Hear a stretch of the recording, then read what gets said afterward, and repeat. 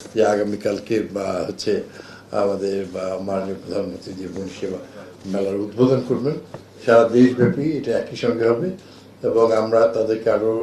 জনগণের তার যে সেবা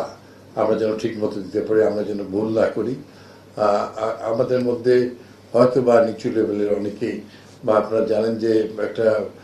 পরিবর্তিত পরিস্থিতিতেও সারা দেশে কিছু কিছু যারা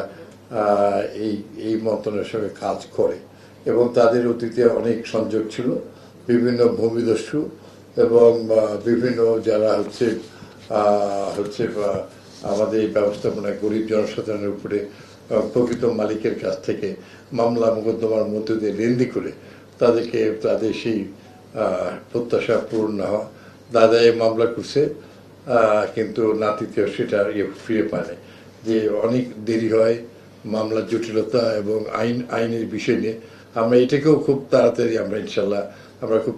শর্ট করে নেব ভবিষ্যতে। আমরা ইতিমধ্যে আপনারা জানেন যে আমাদের মন্ত্রণালয়ের দেশের খাদ্য ব্যবস্থা সুরক্ষিত করার জন্য কৃষি জমি আর কোনো কাজে আমরা ব্যবহার করতে দেবো না। ওই মন্ত্রণালয় এটা মাননীয় প্রধানমন্ত্রীর নিতে আমরা প্রোটেকশন দেব যে আমাদের ভবিষ্যৎ খাদ্য নিরাপত্তায় মানে কৃষি জমি সেই জায়গায় তাদের হাতেই থাকবে, কৃষকদের হাতেই থাকবে।